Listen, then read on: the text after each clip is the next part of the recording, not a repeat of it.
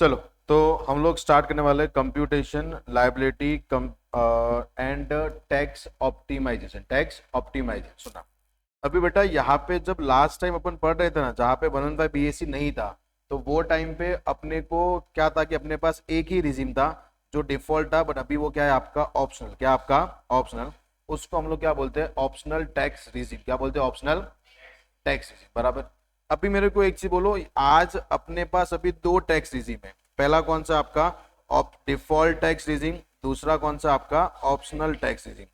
Default tax regime के अंदर अपने को 115 बीएससी फॉलो करना है, और जहां से मैं शिफ्ट आउट कर दूंगा from the 115 BSc, from the 115 BSc, मतलब मेरे को ऑप्शनल टैक्स रिजीम फॉलो करना है। अभी सर यहां पे एक वर्ड दिया हुआ है, दैट इज ऑप्टिमाइजेशन। क्या दिया अपने को? इसका मतलब क्या मालूम है कि सर, अगर क्वेश्चन में ऐसा दिया है कि कंप्यूट द टैक्स लायबिलिटी, तो अपने को दोनों मेथड से टैक्स लायबिलिटी कंप्यूट करना है, और फिर उसको ये बताना है असेस को कि कौन सा ऑप्शन उसके लिए क्या है अच्छा, उसके लिए क्या है अच्छा। तो अपने को 115 बीएससी और ऑप्शनल टैक्स रिजीम दोनों में डिफरेंस मालूम होना चाहिए, बट सबसे ज्यादा आपको 115 बीएससी आना चाहिए, बराबर। उसके अंदर एक अमेंडमेंट हुआ है कि जो अप टू 3 लाख तक नेल है, 3 to 7 लाख। पहले कितना था? 6 लाख, अभी कितना होगा? 7 लाख। तो वो भी आपके ध्यान में रहना चाहिए, ठीक है। सुना, इसके अंदर जब भी आप ये चैप्टर देख रहे हो तो आपको पूरा टैक्स आना चाहिए, बाकी ये इसके अंदर कुछ भी नहीं है। अगर आपको पूरा टैक्स आता है तो ये चैप्टर आपके लिए बहुत सिंपल चैप्टर है, ठीक है। तो आप तभी ये वीडियो देखो जब आपको पूरा चैप्टर आ रहा है। सुनो ध्यान से, अपन एक एक करके क्वेश्चन स्टार्ट करेंगे।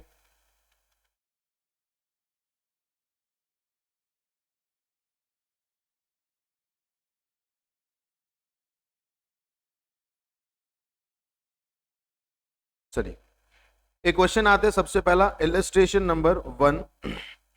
Mister A aged 32 years is employed with XYZ Private Limited on a basic salary of 50,000 per month. He has received transport allowances of 15,000 per month and house allowances of 20,000 per month from the company for the previous year 24-25। यानी उसने जो starting का detail दिया वो किसका दिया? Salary. किसका दिया अपने को? कि उसको महीने का पगार कितना मिल रहा है? 50,000 पर मंथ। साथ में उसको क्या मिल रहा है? Transport allowances. अगर अपन ने ट्रांसपोर्ट अलावेंसेज पढ़ा है तो डिसेबल के लिए एग्जाम कितना था? 3,200 पर मंथ। अगर तुम ट्रांसपोर्ट कंपनी के एम्प्लॉय हो तो आपको 70% ऑफ सच अलावेंसेज और 10,000 per month, which ever is lower exam था। पर अगर आप दोनों में फॉल नहीं करते हो तो आपके लिए पूरा का पूरा क्या हो जाएगा? टैक्सेबल। यस और नो?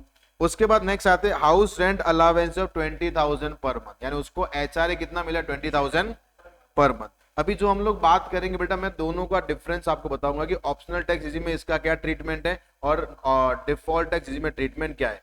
तो जब भी आप सेक्शन 115 बीएससी फॉलो करोगे तो आपको हाउस रेंट अलावेंसेस का एग्जेम्पशन मिलता नहीं है। वहां पे पूरा का पूरा एचआरए क्या हो जाता है? टैक्सेबल। क्या हो जाता है? टैक्सेबल। बट जब आप बेटा अगर ऑप्शनल टैक्स रिजीम फॉलो करोगे तो आपको एग्जेम्पशन मिलता है under section 1013 A, actual HRA receive rent paid minus 10% of salary, 40 और 50% of salary.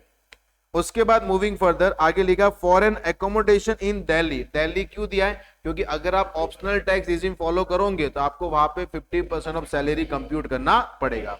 Is it clear?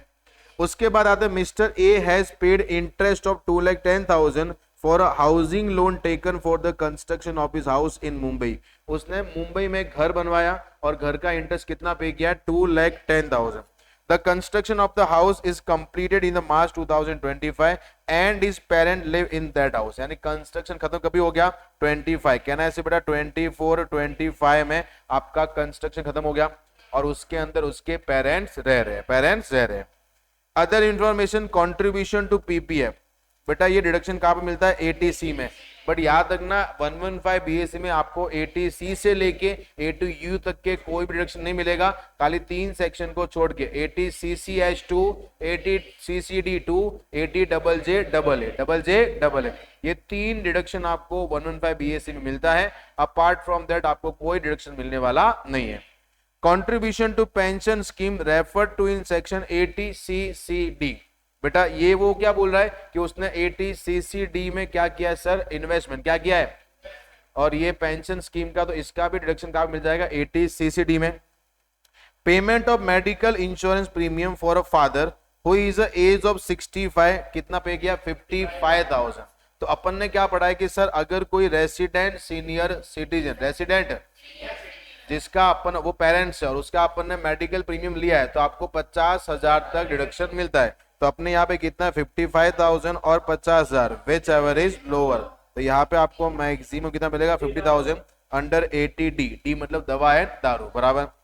Payment of medical insurance premium for self and spouse, बेटा अभी एक ऊपर देखते हैं तो ए का उम्र कितना है 32 ईयर्स, इसका मतलब कहना है इसे ए 60 साल से कम का है। तो उनके लिए क्या बोला है कि अगर सेल्फ स्पाउस और डिपेंडेंट चिल्ड्रन एक ग्रुप है बराबर, उसमें कोई भी सीनियर नहीं है तो आपको मैक्सिमम 25,000 तक मिलता है। कितना मिलता है maximum 25,000।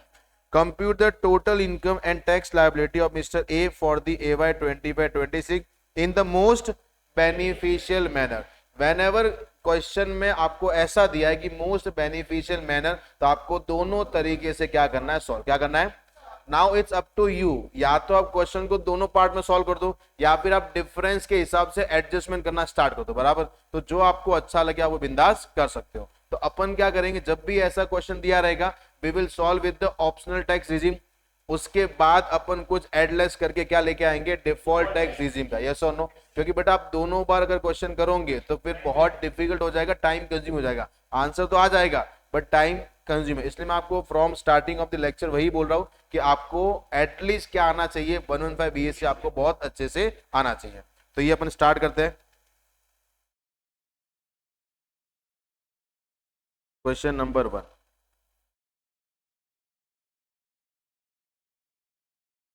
Computation of total income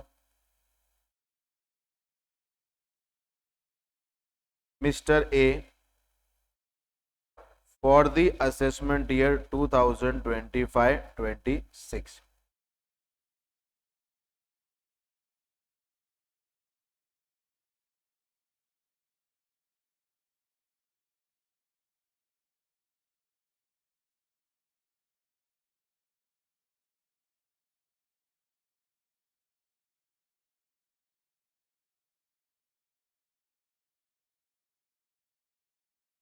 particulars amount और अमाउंट सुनना, जैसे अपन ने क्वेश्चन पढ़ा था,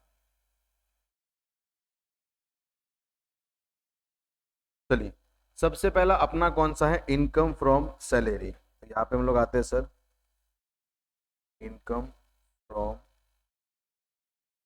सैलरी। क्वेश्चन में देखते हैं हम लोग सर, सबसे पहला बेसिक सैलरी कितना आपका 50,000 पर मंथ, तो 50,000 इंटू 12,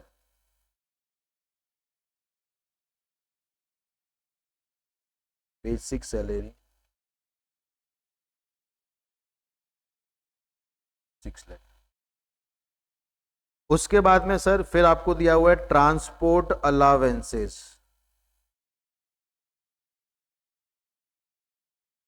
अपने वाले केस में क्या है sir, transport allowances optional tax regime के अंदर क्या होता है, पूरा का पूरा टैक्सेबल। तो यहाँ पर लिखते हैं अपन, सॉल्व कैसे कर रहे हैं, ऑप्शनल टैक्स रिजीम। चलिए ट्रांसपोर्ट अलावेंसेस आपको कितना दिया हुआ है सर, 20,000 पर, सॉरी 15,000 पर मंथ, तो यहाँ पे आता है 15,000 इंटू 12, 1,80,000। उसके बाद फिर आपको दिया हुआ है house rent allowances, house rent. अरे बेटा ऑप्शनल टैक्स रिजीम के अंदर आपको पूरा का पूरा एग्जेम्पशन मिलेगा। तो हम लोग काम करते हैं, इसको कहां पे लिखते हैं, नोट नंबर 1। कहां पे लिखते हैं, नोट नंबर 1। ये सुना ध्यान से,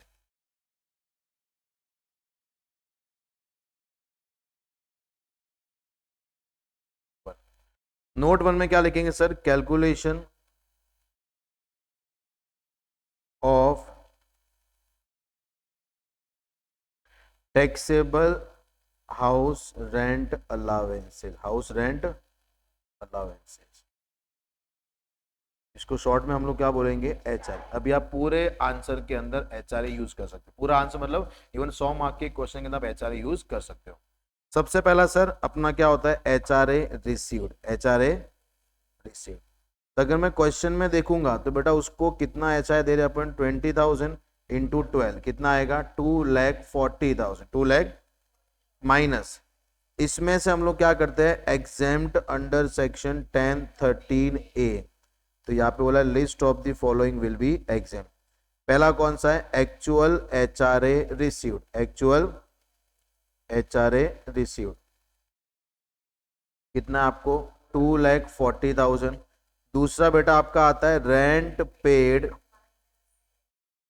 माइनस 10% ऑफ सैलरी, 10% ऑफ। चलिए क्वेश्चन में अगर आप देखोगे तो वो रेंट कितना पे कर रहा है sir, he has paid a rent of 25,000 per month. तो मेरे को बोलो 25,000 इंटू 12 कितना होता है, 3 लाख। अभी 10% निकालेंगे, फिर वो दिल्ली में रह रहा है, मतलब अपन कितना चेक करेंगे, 50% ऑफ सैलरी। तो यहाँ पे आता है 50% ऑफ सैलरी, कोई दिक्कत है। चलिए अभी बेटा हमको कंप्यूट क्या करना है, सैलरी। तो यहाँ पे हम लोग आते हैं सर सैलरी।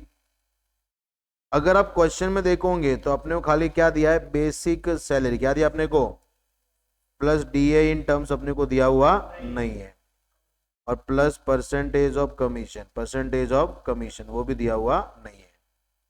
अभी बेटा बेसिक सैलरी कितना आपका 50,000 है इंटू 12, प्लस DA नहीं है और ये भी नहीं है, कितना आ जाएगा 6 लाख। तो यहाँ पे आपका 10% ऑफ सैलरी कितना हो जाएगा 60,000, और बाहर कितना आएगा 2,40,000। 50% सैलरी कितना आ जाएगा 3 लाख। कितना आ जाएगा बेटा, तीनों में से लोअर कौन है, 2,40,000। तो आपका पूरा का पूरा क्या हो जाएगा, एग्जेम्प्ट। देयरफॉर टैक्सेबल HRA कितना आएगा, 0। कितना आएगा, एग्जाम में आप इसको हाईलाइट यानी सर्कल कर सकते हो ताकि वो क्वेश्चन वाला सीधा आपका आंसर ये देखे, ठीक है। चलो ऊपर बेटा कितना आ जाएगा, 0, कोई दिक्कत है अपने को। अभी आगे देखो सर पूरा खत्म हो गया, फिर कौन सा स्टार्ट हुआ आपका, हाउस प्रॉपर्टी। कौन सा हुआ आपका, अभी आपका सैलरी हेड का हो गया। चलो अभी टोटल मारो इसका, 7,80,000, 7 लाख। ये तुम्हारा क्या आ गया, ग्रॉस सैलरी। क्या आया, ग्रॉस। इसमें से हम लोग माइनस करेंगे deduction under section 16, under section. यहाँ पे सबसे पहला कौन सा आता है, 16(1)(a), that is standard deduction. Optional tax easy में बेटा 50,000 मिलेगा। अगर आप यहाँ पे एक अमेंडमेंट है, अगर आपने डिफॉल्ट टैक्स रिजीम ऑप्ट किया है तो 75 मिलेगा। If you opted optional tax regime तो आपको कितना मिलेगा, 50,000। यानी चेंजेस कहाँ पे है, 115 BAC में। चलिए माइनस करो, आपको बाहर कितना लिखना है, 7,30,000। वो दिक्कत है अपने को। अभी दूसरा वो क्या बोल रहा है कि सर हमारे पास दूसरी इनकम कौन सी है, income from house property, income from house property. उसने घर बनाया और घर का इंटरेस्ट कितना पे किया, 2,10,000, 2,10,000।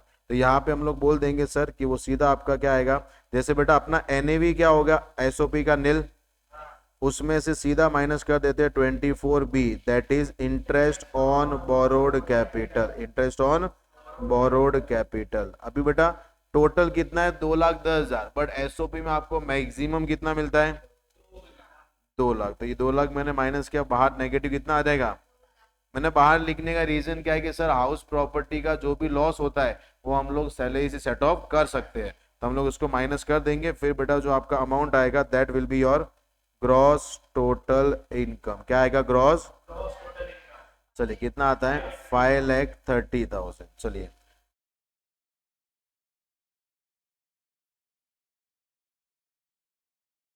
इसमें से माइनस हम लोग क्या करेंगे, डिडक्शन, या we can say deduction from gross total income, from a gross total income. बराबर, सुना ध्यान से बेटा, अपने पास 80C है, अपने पास 80CCD है, और अपने पास 80D है, 80D है।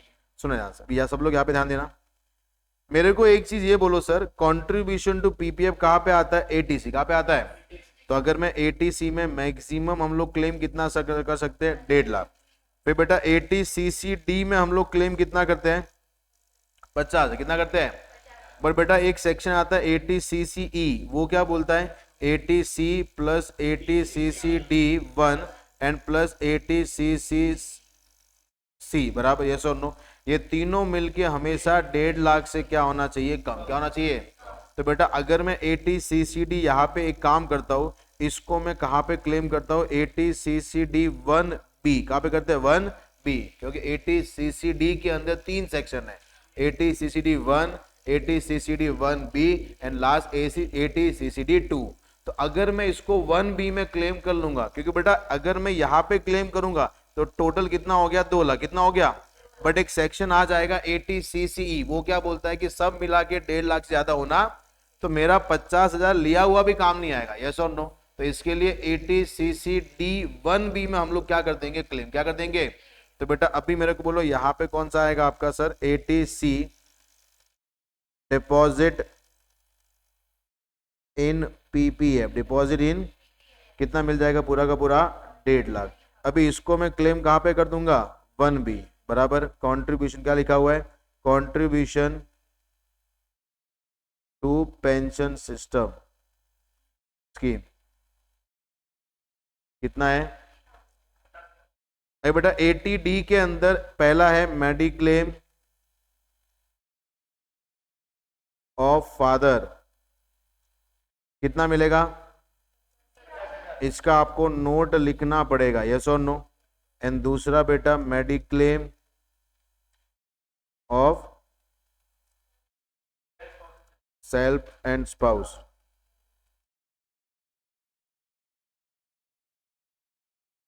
कितना आ जाएगा, दोनों का बेटा आपको नोट लिखना है, यस और नो। चलिए बाहर कितना आ जाएगा, 75, यस और नो, माइनस कर दो, आपका आ जाएगा total income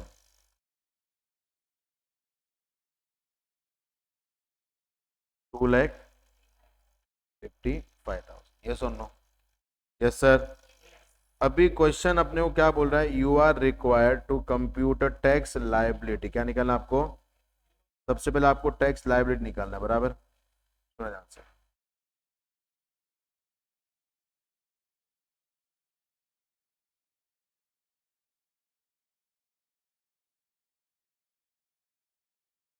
calculation of tax liability of mister A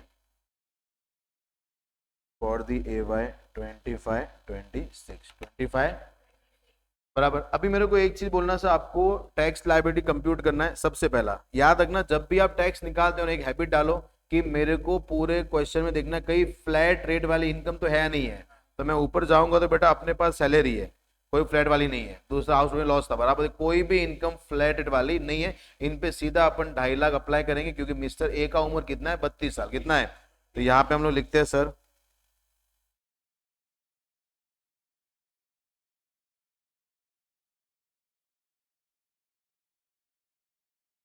up to 2,50,000 क्या आएगा, नील।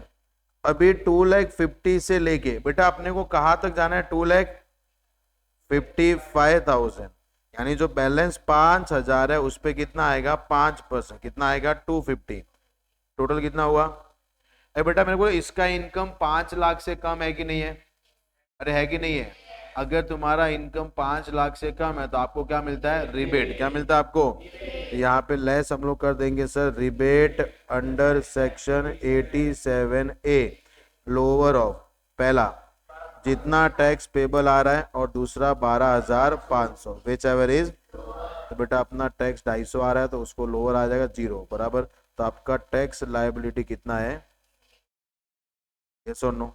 तो आपको बेटा बकायदा रिबेट के लिए भी नोट नंबर 3 लिखना पड़ेगा, क्या लिखेंगे अपन, since in the given question total income is less than equal to 5 lakh therefore rebate will be allowed under section 87A, is it clear not, yes sir. ये जो अपना सॉल्यूशन आया ये कैसे आया बेटा, based on optional tax regime, based on optional tax regime के हिसाब से क्या है अपना सॉल्यूशन, बराबर। अभी मेरे को बोलो सर, अभी क्वेश्चन है तो ये बोला कि you are required to compute tax in a most beneficial manner, in a most beneficial, तो अभी बेटा हम लोग सॉल्व एक तरीके से और करना पड़ेगा, दैट इज कौन सा आपका, डिफॉल्ट टैक्स रिजीम, कौन सा आपका, तो बेटा दूसरा part computation of total income of Mr. A for the AY 25-26 under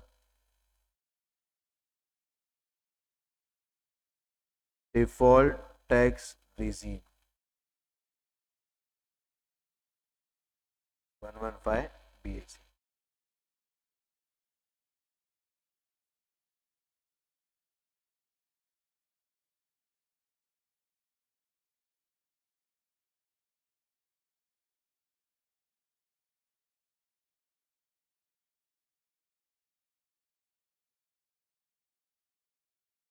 सुनना बट सुना, अभी मेरे को बोलो सर, सबसे पहला देखो, अभी बहुत दिमाग से अपन देखेंगे या सोचेंगे। अपना टोटल इनकम कितना है? 2,55,000, 2,55,000। बेटा 115 BAC के अंदर आपको डिडक्शन खाली तीन ही मिलता है, 80 CCD2, 80 CCH2, 80 JJAA। इसको छोड़ के आपको कोई डिडक्शन मिलने वाला नहीं है। तो नाउ द माई क्वेश्चन कि सर ये तीनों क्या 115 BAC में मिलता है? तो अगर मैं यहां से स्टार्ट करूंगा तो मेरे को वापस तीनों ऐड करनी पड़ेगी। एक काम करते हैं अपन, स्टार्ट कहां से करते हैं? Gross total income, gross total. तो मैं यहां पे लिखता हूं sir gross total income, gross total income as per optional tax regime, बराबर एज पर ऑप्शनल टैक्स। कितना दिया है सर? 5,30,000, 5 लाख। कोई दिक्कत है अपने को? अभी मेरे को एक चीज ये बोलना सर, ये हो गया आपका। फिर नेक्स्ट, अभी वहां पे ऐसी चीजें देखो जो 115 BAC में नहीं मिलता। सबसे पहला मेरे को बोलो HRA का जो अपन ने एग्जेम्पशन कितना क्लेम किया सर? 2,40,000। ये मैं नहीं देख रहा, मैं एग्जेम्पशन देख रहा हूं, बराबर। क्या वो एग्जेम्पशन 115 BAC में मिलता है कि नहीं मिलता है? तो यहां पे मैं वापस ऐड कर लूंगा sir exemption of HRA, exemption of HRA under section 10(13)A, बराबर। चलो कितना है बेटा? 2,40,000, 2 लाख। दूसरा मेरे को बोलो सर, जो HR सैलरी के अंदर 115 BAC के अंदर आपको स्टैंडर्ड डिडक्शन 75 मिलता है और आपने ऑप्शनल टैक्स रिजीम में कितना लिया है? तो कुछ अपने को ज्यादा बेटा दिमाग नहीं लगाना है। Standard deduction, standard deduction under optional tax regime, under कौन सा? उसको बेटा कहना है, इसे मैं ऐड कर लेता हूं और माइनस कर दूंगा स्टैंडर्ड डिडक्शन एज पर 115 BAC डिफॉल्ट टैक्स रिजीम। वो मैं क्या कर दूंगा? माइनस। क्या कर दूंगा? माइनस। समझा आपने को? पूरा पूरा डिफरेंस तो भी आया बराबर। यस सर, 50,000 ऐड कर लिया, यानी मैंने ऑप्शनल टैक्स रिजीम का अमाउंट ऐड कर लिया और मेरे को चाहिए क्या सर? डिफॉल्ट टैक्स रिजीम का 70 माइनस करना, मैंने माइनस कर दिया। यस और नो? अरे बेटा बाकी कोई भी चीज एज पर लॉ ही है अपने पास, यानी ऊपर आप जब भी कोई देखोगे। चलो ये वाला काम अपना हो गया। हाँ, सेकंड जो हाउस प्रॉपर्टी का क्या है? इंटरेस्ट क्या है? वो अपने को 115 BAC में मिलता नहीं है, मिलता। तो बेटा यहां पे हम लोग ऐड कर लेंगे सर इंटरेस्ट ऑन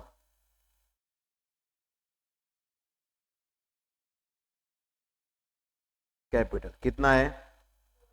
2 लाख। चलो सब कुछ ऐड कर लो, आपको टोटल इनकम आ जाएगा, सॉरी आपका आंसर आएगा 9,45,000। यस और नो? कोई दिक्कत है अपने को? पक्का समझा अपने को? चलो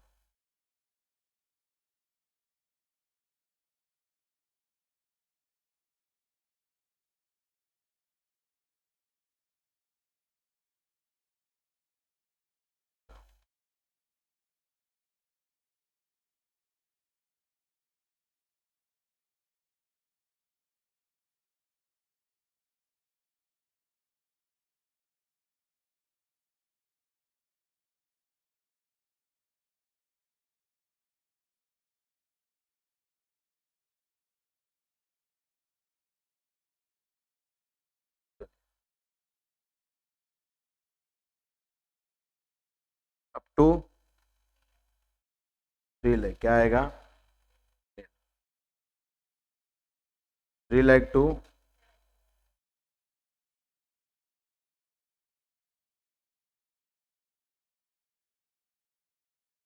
7 लाख टू 10 लाख, बट अपने को कहाँ तक जाना है? 9,45,000। कितना डिफरेंस? इस पे कितना आएगा 10%।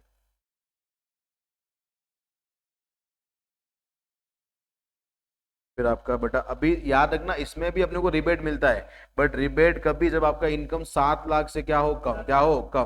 बट यहाँ पे इनकम आपका 9,45,000 तो आपको रिबेट मिलने वाला नहीं है। ऐड हो जाएगा 4% हेल्थ एंड एजुकेशन सेस, तो आपका आंसर आएगा 46,280।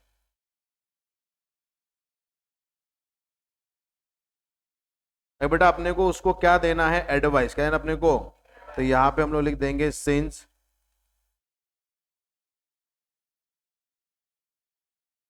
Mister A should follow optional tax regime that is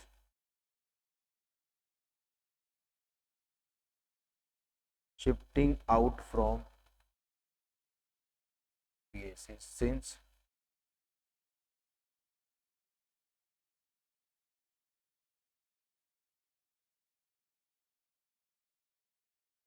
yes or no tax liability का आपका minimum. Is it clear not? तो आपको वैसा कुछ डिफरेंस निकालना है, और आपको इसलिए मैं आपको बोलता हूँ कि आपको 115 बीएससी अच्छे से आना चाहिए, तभी आपको मालूम पड़ेगा कौन सा डिडक्शन 115 बीएससी में मिलता है, कौन सा उसमें नहीं मिलता। ये आपका कहते हैं क्वेश्चन नंबर 1। चलो नेक्स्ट क्वेश्चन पे आता है बेटा। जो भी अपन क्वेश्चन कर रहे हैं ये सब आपके एग्जाम में आए हुए क्वेश्चन है, ये अपने को पूरे अच्छे से करने हैं, ठीक है? सुनो ध्यान से।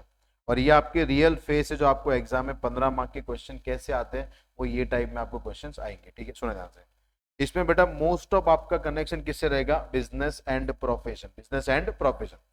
चलिए, doctor Niranjana a resident individual aged 60 years, यानी बेटा ये कौन है, सीनियर सिटीजन। यानी यहाँ पे वो इसलिए लिखा है ताकि आपका बेसिक एग्जेम्पशन लिमिट कितना आएगा, 3 लाख। कितना आएगा, 3 लाख।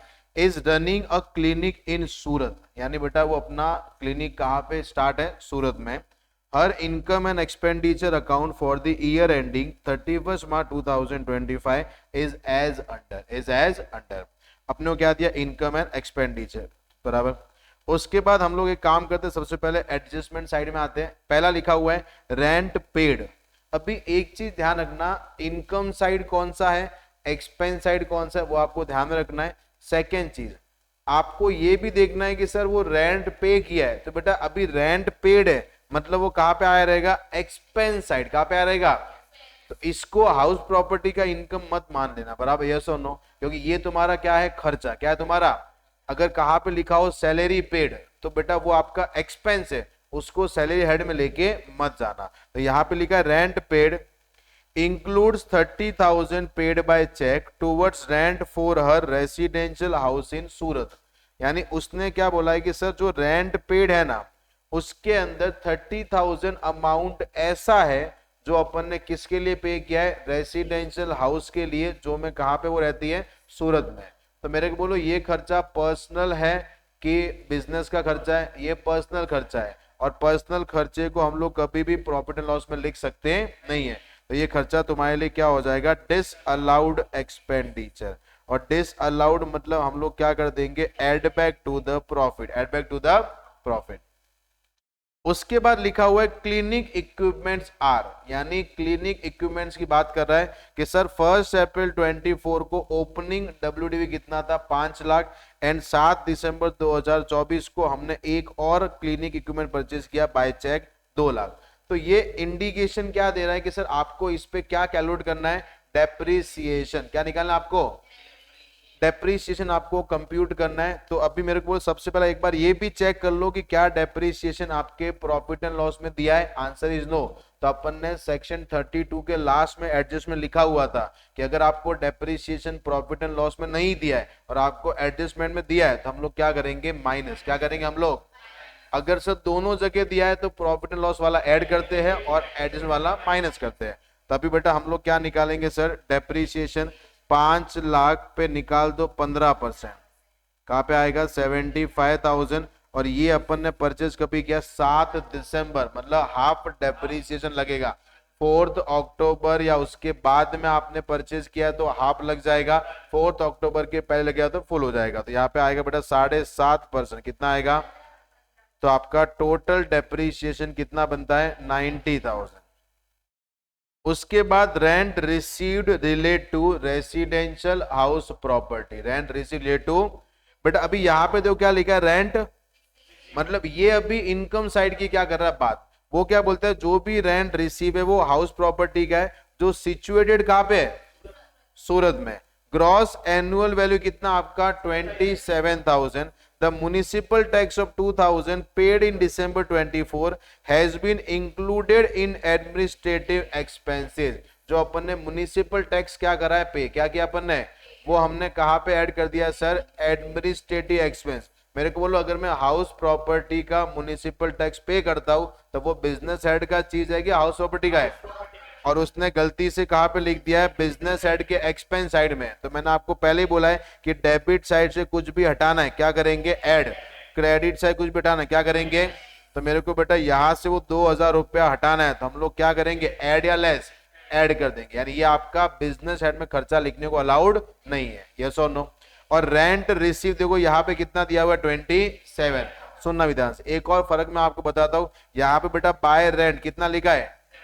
तो 27,000 ये कहां पे आता है? Income from house property, income from. अभी बेटा मेरे को एक चीज बोलो, यहाँ पे लिखा है रेंट रिसीव्ड, रेंट रिसीव, और ग्रॉस एनुअल वैल्यू भी कितना दिया है? तो बेटा कोइंसिडेंटली आपका रेंट भी कितना है? 27,000, और आपका ग्रॉस एनुअल वैल्यू भी कितना है? अगर सपोज यहाँ पे 27 वैल्यू नहीं दे, कितना होता? 30,000। कितना होता?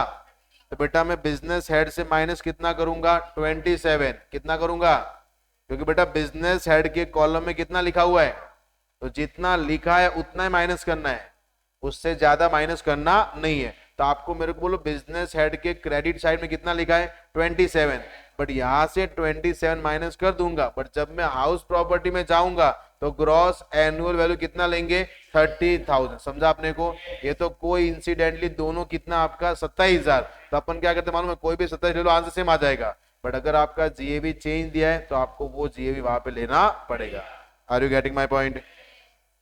सी received a salary of 7,500 per month from the full cure hospital. यानी वो क्या बोल रहा है कि सर उसको क्या मिल रहा है? सैलरी क्या मिल रहा है उसको? which has not been included in the consultation and medical charges। यानी वो क्या बोलता है कि सर ये वाला जो इनकम है ना इसमें इंक्लूड नहीं है। बेटा ये इनकम तो कौन सा? बिजनेस का। कौन सा है? तो इसमें वैसे भी सैलरी हेड का इनकम इंक्लूड नहीं होता, और अगर उसने इंक्लूड नहीं किया है तो उसने बहुत बढ़िया काम किया, बराबर। तो ये पूरा का पूरा इनकम हम लोग सीधा कहां पे लेके जाएंगे? Income from salary, income from. उसके बाद में फिर नेक्स्ट आते हैं, doctor Niranjana availed a loan of ₹5,50,000 from a bank for a higher education of her daughter. She repaid a principal of 1 lakh and interest of 55,000। अगर बेटा कोई भी आपने एजुकेशन लोन का इंटरेस्ट पे किया है तो आपको डिडक्शन कहां पे मिलता है? 80E। ई मतलब एजुकेशन, और वहां पे डिडक्शन प्रिंसिपल का मिलता है कि इंटरेस्ट का मिलता है? तो इसने इंटरेस्ट कितना पे किया है, और वो भी बेटा किसको मिलेगा? ऑप्शनल टैक्स रिजीम को, बराबर डिफॉल्ट वाले को मिलेगा।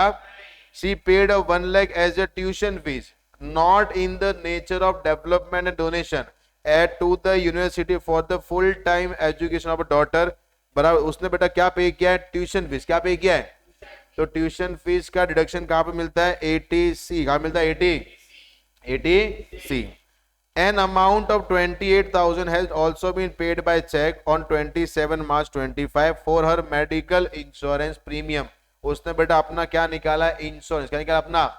और उसने कितना पे किया? 28,000। तो बेटा अभी वो सीनियर सिटीजन है तो वहां पे लिमिट कितना आता है? 50,000। दोनों में से लोअर कौन है? तो उसको पूरा 28,000 का डिडक्शन मिल जाएगा। From the above compute the total income doctor Shrimati Niranjana for the AY 25-26 under the default tax regime and as per the normal provision of the act, as per the। बेटा क्वेश्चन में आपको खाली क्या बोला है? टोटल इनकम निकालना है, तो अपन ज्यादा डेढ़ होशियारी मार के टैक्स निकाल के मत आना। यस और नो? तो आपको कहां तक करना? जितना क्वेश्चन पूछता, जितना क्वेश्चन। चलिए अभी एक बार अपन प्रॉफिट एंड लॉस में आते हैं, क्रेडिट साइड में जाते हैं। अभी याद रखना जो बिजनेस का इनकम है जिसको हटाना नहीं है तो उसको कुछ भी एडजस्टमेंट करने की रिक्वायरमेंट, पहला आपका कौन सा बिजनेस का है तो उसको कुछ भी करने की जरूरत, दूसरा कौन सा इनकम टैक्स रिफंड कौन सा है, तो बेटा ये अमाउंट कहां पे जाएगा, income from other source, income from, और वहां पे इंटरेस्ट क्या होता है, टैक्सेबल क्या होता है, प्रिंसिपल अमाउंट टैक्सेबल होता नहीं है। ये अपन ने इनकम फ्रॉम अदर सोर्स में पढ़ा हुआ है कि interest on income tax refund will be taxable in IFOS, not a principal, not a, but बेटा अपन ने बिजनेस हेड में कितना लिखा है 5450, तो मेरे को यहां से हटाना भी कितना है 5450, जितना हटाना है पूरा हटा, यहां से 5450 हटा दूंगा और आईएफओएस में खाली इंटरेस्ट लेके जाऊंगा, बराबर, यस और नो। उसके बाद लिखा है डिविडेंड फ्रॉम यूनिट्स, ये भी किधर का, इनकम फ्रॉम अदर सोर्स, तो यहाँ पे रखना है कि हटाना है, तो यहां से कितना हटाएंगे 10,500, और जब भी क्रेडिट साइड की चीजें हटानी है हम लोग क्या करते हैं, माइनस, क्या करते हैं हम लोग, winning from a game show on TV, net of TDS कितना आपका 15,000, तो बेटा वो क्या बोलता है कि सर उसने विनिंग किया था उसका नेट अमाउंट कितना आया 35, हमने टीडीएस कितना काटा था, तो उसने टोटल जीता कितना था, तो बेटा बिजनेस हेड में कितना लिखा हुआ है, तो यहां से हम लोग रिमूव भी कितना करेंगे, और ये अपन जब इनकम फ्रॉम अदर सोर्स में जाएंगे तो रिकॉर्ड कैसे करते हैं, हमेशा ग्रॉस वैल्यू कैसे करते हैं, तो इनकम फ्रॉम अदर सोर्स में 35,000 से रिकॉर्ड करना है कि 50,000 से रिकॉर्ड करना है, 50,000 से हम लोग क्या कर देंगे रिकॉर्ड, क्या करेंगे हम लोग, इज इट क्लियर। चलिए तो ये आपका, और आई ये कहां पे जाएगा, इनकम फ्रॉम हाउस प्रॉपर्टी।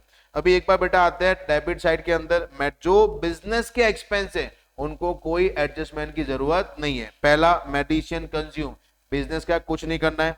दूसरा आपका कौन सा है सर, स्टाफ सैलरी, बिजनेस का कुछ नहीं करना है। तीसरा आपका कौन सा है सर, क्लिनिक कंज्यूमेबल, बिजनेस का कुछ नहीं करना है। रेंट पेड हो गया, उसका एडजस्टमेंट ये भी हो गया। Amount paid to scientific research association approved under section 35, इसने साइंटिफिक रिसर्च के अंदर क्या दिया है, डोनेशन क्या दिया है, तो मेरे को एक चीज बोलो, ये भी बिजनेस का अलाउड एक्सपेंडिचर है। अगर आपने क्या फॉलो किया, ऑप्शनल टैक्स रिजीम, अगर आप डिफॉल्ट टैक्स फॉलो करते हो तो आपको इसका डिडक्शन मिलता नहीं है। Rest of the all things are same, is it clear not. चलिए अभी बेटा हम लोग स्टार्ट क्या करते हैं, क्वेश्चन सॉल्व कैसे करना है, सुनो ध्यान से। यही समझो ये सिमिलर टाइप के क्वेश्चंस आपको एग्जाम में दिखते हैं, एग्जाम में दिखते हैं, सुना भी ध्यान से। सबसे पहला हम लोग आते हैं ये क्वेश्चन नंबर 3 मॉड्यूल का है।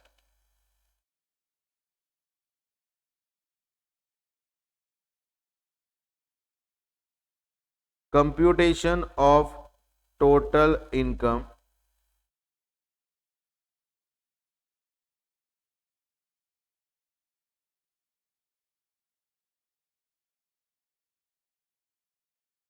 डॉक्टर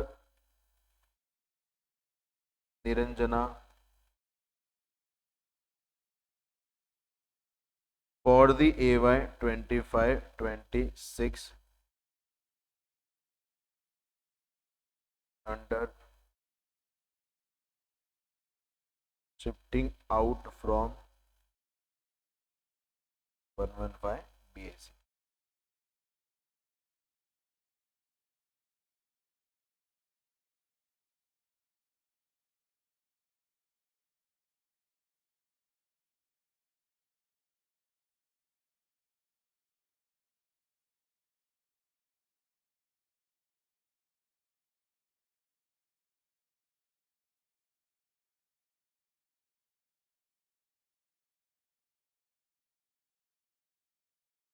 जब भी क्वेश्चन पढ़ते हैं ध्यान से पढ़ना है। क्वेश्चन के अंदर अपने पास 4 हेड दिए, पहला सैलरी उसको मिल रहा था, दूसरा हाउस प्रॉपर्टी दिया है, तीसरा आपको बिजनेस दिया, चौथा कैपिटल को छोड़ के 4 दिया है।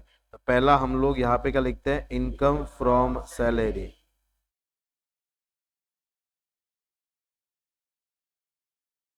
उसके बाद में कुछ लाइन छोड़ के उतना एक्सेल लाइन छोड़ दो। दूसरा हम लोग क्या लिखते हैं sir, income from house property.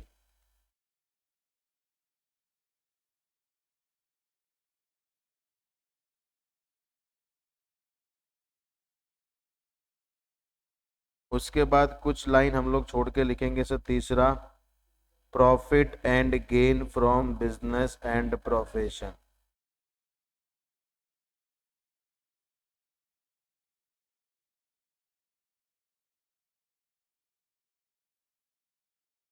फिर कुछ लाइन छोड़ के हम लोग लिख देंगे sir income from other source, income from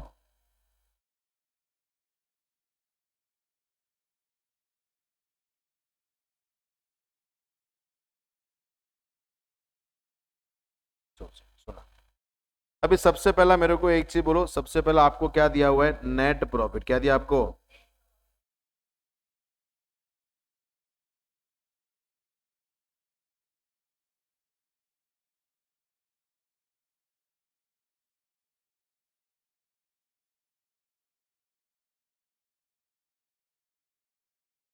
question में जाएंगे, अपने को नेट प्रॉफिट दिया हुआ है 4,40,400। तो यहाँ पे आते हैं 4,40,400।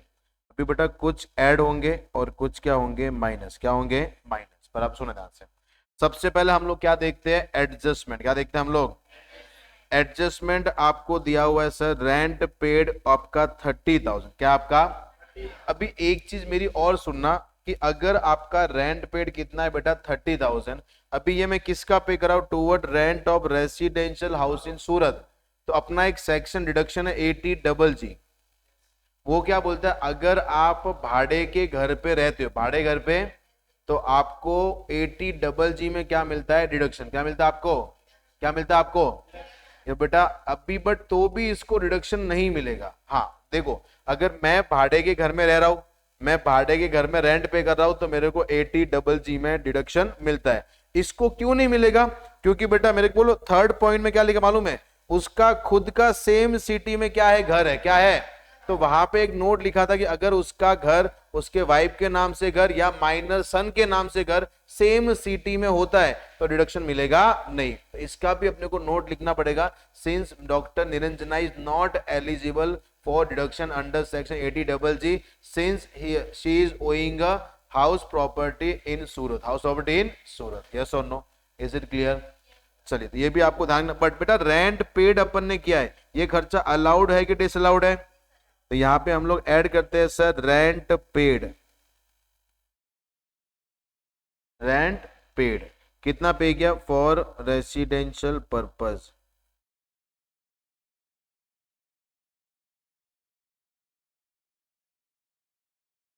30,000।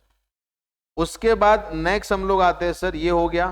फिर आगे लिखा है क्लिनिक इक्विपमेंट्स आर 1 अप्रैल 24 को 5 लाख का परचेज किया था।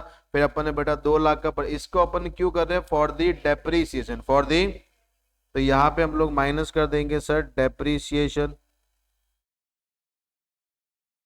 कितना डेप्रीसिएशन आया? 90,000। तो इसका आपको नोट लिखना है, नोट नंबर 2। 1 किसके लिए था? रेंट। कि आपको HRA सॉरी 80 का डिडक्शन मिलेगा नहीं। सुना विधान से।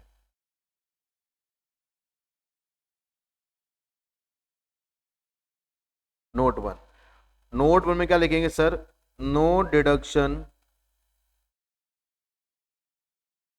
Under section 80 will be allowed, will be allowed since assessee owned house property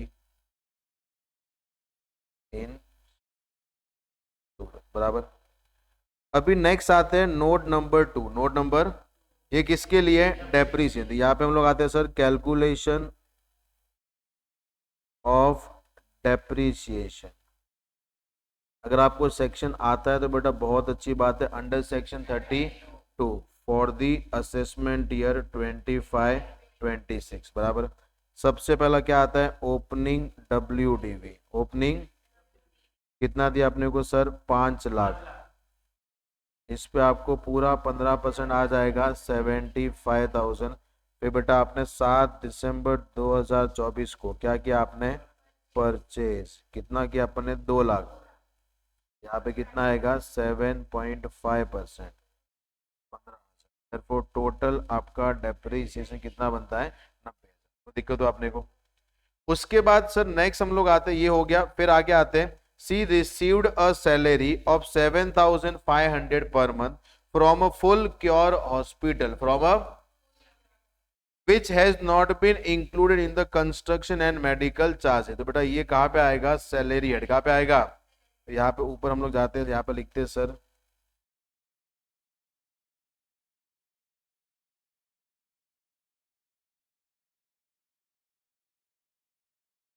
salary from full cure hospital कितना आएगा, minus standard deduction, standard under section 16(1)(a) कितना मिल जाएगा 50,000। बाहर सीधा कितना आ जाएगा, कोई दिक्कत है अपने को, समझा। चलो अभी नेक्स्ट हम लोग आते हैं आगे, जो आपको दिया that is rent, rent receive, ये भूल गए थे बेटा, रेंट रिसीव है कितना है 27, कितना आपका, और आपको जीए भी कितना दिया है 27। तो अभी अपन यहाँ पे आते हैं sir, gross annual value, gross value कितना दिया है 20, माइनस हम लोग क्या करते हैं म्युनिसिपल टैक्स। अरे बेटा मेरे को आपको रेंट रिसीव्ड कहाँ पे दिया है, बिजनेस एंड प्रोफेशन के क्रेडिट में, बिजनेस प्रोफेशन के, तो वहां से मेरे को हटाना, तो मैं माइनस कर दूंगा रेंट रिसीव्ड, रेंट कितना है आपका 27,000 बराबर। और उसने ये भी लिखा है कि सर हमने म्युनिसिपल टैक्स को कहाँ पे लिख दिया था, एडमिनिस्ट्रेटिव एक्सपेंस यानी खर्चे में लिख दिया था। तो क्या ये खर्चा बिजनेस का है कि हाउस प्रॉपर्टी का है, तो यहां से हटाने के लिए हम लोग क्या कर देंगे ऐड, तो यहाँ पे ऐड करते हैं सर म्युनिसिपल टैक्सेस 2000, और ये म्युनिसिपल टैक्सेस अपन माइनस कहाँ से करते हैं सर, यहां से माइनस किया, अपना नेट एनुअल वैल्यू कितना आता है 25,000, इसमें से माइनस करते हैं डिडक्शन अंडर सेक्शन 24, पहला कौन सा आता है 24A, 30% स्टैंडर्ड डिडक्शन 7,500। क्वेश्चन में किधर भी आपको सर इंटरेस्ट नहीं दिया, तो ये कितना आएगा 17,500, 17,000, कोई दिक्कत है अपने को।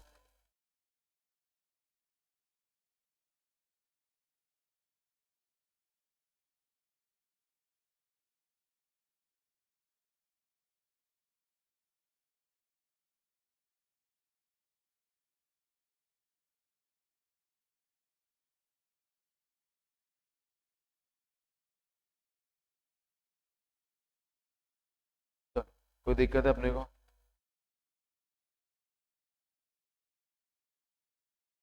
उसके बाद नेक्स्ट हम लोग आते हैं सर, फिर देखो सैलरी वाला ट्रीटमेंट हो चुका है, उसके बाद ये डिडक्शन है, ये क्या आपकी, तो अपन बाद में देखेंगे बराबर जब अपना जीटी आएगा। अभी आ जाओ बेटा प्रॉफिट लॉस के अंदर, पहला इनकम साइड में आते हैं, ये अपना ये कुछ नहीं करना है, ये बेटा कहाँ का है आईएफएस कहाँ का है, तो हम लोग यहाँ पे क्या करेंगे सर, उसको सबसे पहला माइनस कर देंगे, माइनस करते हैं सर इंटरेस्ट, सॉरी वहां पे क्या लिखा है income tax refund, income tax refund 5450, but बेटा यहाँ पे खाली क्या आएगा interest on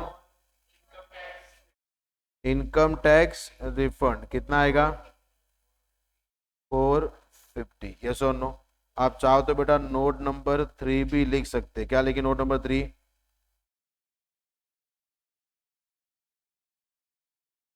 any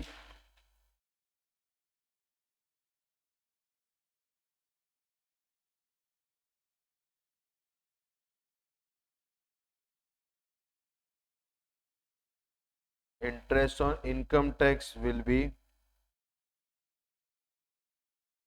taxable under IFRS. However,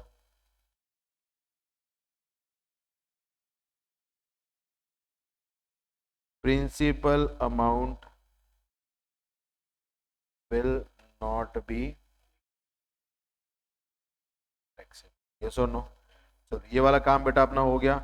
उसके बाद नेक्स्ट आते हैं dividend from units of UTI, ये भी बेटा किधर आता है आईएफओएस में, तो यहाँ से हम लोग हटा देंगे, माइनस कर दो यहाँ से डिविडेंड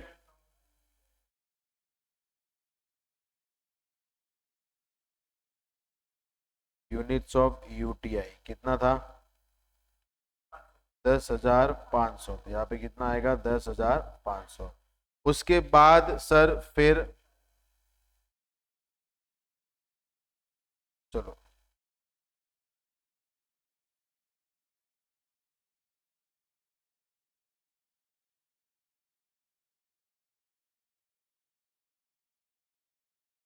10,500। उसके बाद विनिंग फ्रॉम गेम शो, तो बेटा यहाँ पे अपने 35 दिया, तो यहाँ पे आ जाएगा winning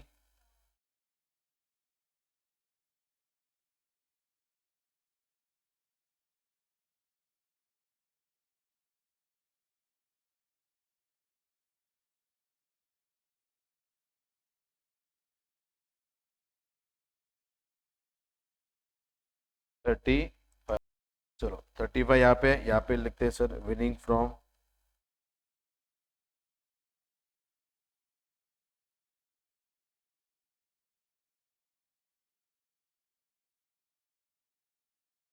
thirty five, sorry gross लिखेंगे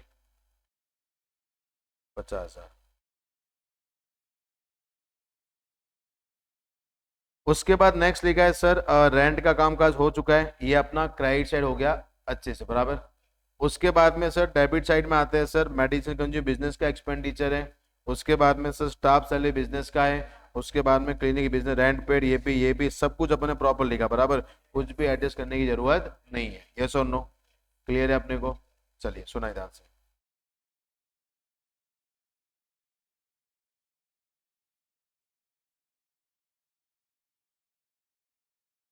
3,04,450 ये IFO से आपका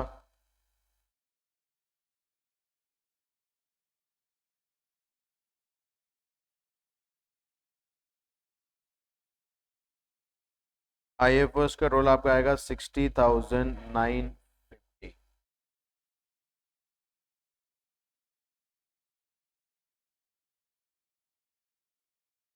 अभी आप टोटल मारो, आपको क्या आएगा ग्रॉस टोटल इनकम।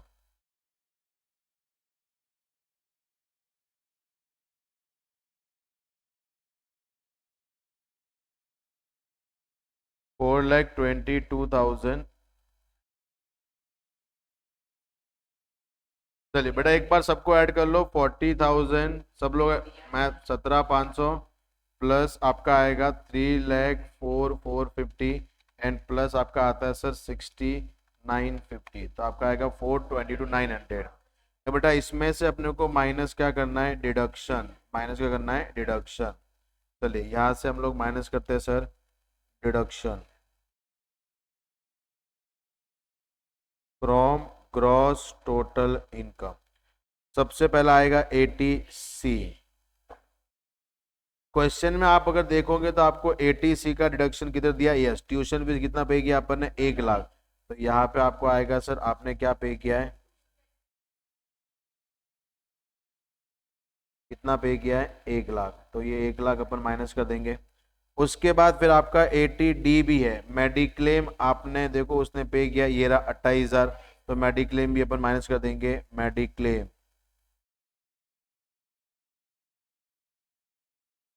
28,000। उसके बाद आपका 80 कौन सा है sir E for education, interest on education loan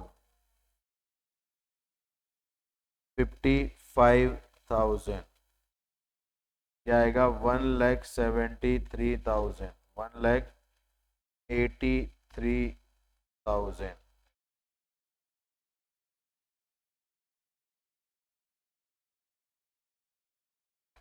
minus 1,83,000, 2,09,000, that is your total. ये अपन ने कौन सा फॉलो किया as per optional tax रीजिंग, as per. अभी ये नोट भी अपन ने लिख दिए, तो अगर जितना आप नोट लिखोगे उतना बेटा आपको मार्क्स मिलेगा, ध्यान रखना ठीक है।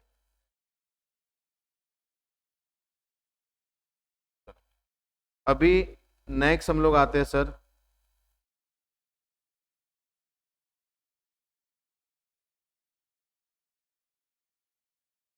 Computation of total income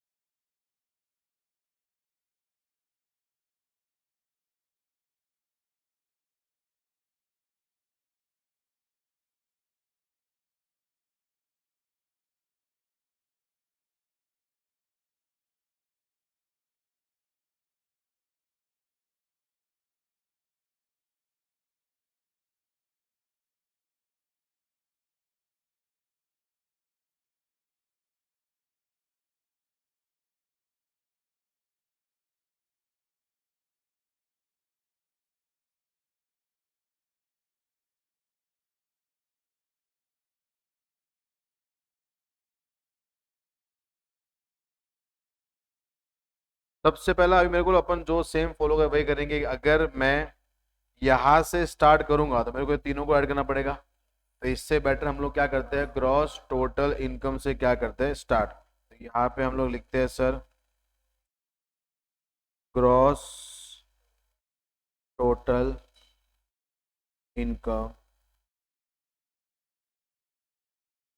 as per optional tax regime 4,22,900। अभी वो चीजें हटानी है जो अपने को सर अलाउड नहीं है। तो अगर एक एक करके हम लोग जाएंगे तो बेटा देखो ये जो 115 बीएससी है तो आईएफएस में तो सब मिलता है, खाली एमपी एमएलए के अलावेंसेज उनको छोड़ के बराबर, बाकी 1032 माइनर का जो अपना 1500 का वो छोड़ के, तो यहाँ पे कुछ ऐसा नहीं है। फिर मैं यहाँ पे आ रहा हूँ ना तो बेटा मेरे को प्रॉफिट एंड गेन में भी ऐसा कुछ नहीं दिख रहा है जो अपने को सर 115 बीएससी में अलाउड नहीं हो, यानी बट समझे ये। अभी मैं आपको वापस समझाता हूँ। बिजनेस हेड के अंदर खाली अपने को सबसे पहला एडिशनल डेप्रिसिएशन नहीं मिलता है। दूसरा, अगर आपने सेक्शन 35 में आउटसाइड एजेंसी को कोई अमाउंट पे किया है उसका डिडक्शन आपको मिलेगा नहीं। उसके बाद अगर मैं और आगे बढ़ता हूं तो फिर आपको था 35 AD 35 that is specified business, इनका आपको नहीं मिलता है। तो अगर आप देखोगे तो बेटा यहाँ पे ऐसा कोई वो चीज है नहीं है, यस और नो। हाउस प्रॉपर्टी में अपना कोई लॉस नहीं है, अगर लॉस होता तो इंटरेस्ट का डिडक्शन आपको मिलता नहीं है। उसके बाद सर हाँ, income from salary, income from यहाँ पे 50,000 है तो 115 बीएससी में कितना आपका 75। तो सबसे पहला काम करना है add standard deduction as per optional tax regime. कितना आता है बेटा आपका 50,000 और लेस कर देंगे सर स्टैंडर्ड डिडक्शन एज पर 115 बीएससी, कितना आ जाएगा 70। कोई दिक्कत है अपने को? अभी एक बार बेटा अपन क्वेश्चन में आएंगे ना तो मैं बोला यहाँ पे अपन ने क्या लिखा, amount paid for scientific research association approved, can I say that is the payment of outside agency? अरे यस और नो। और if you are taking a 115 BSC तो आपको डिडक्शन मिलने वाला नहीं है। तो ये खर्चा अपन ने लिख लिया है तो क्या हो जाएगा एड पे, क्या हो जाएगा? तो यहाँ पे लिखते हैं sir add amount paid to scientific research association.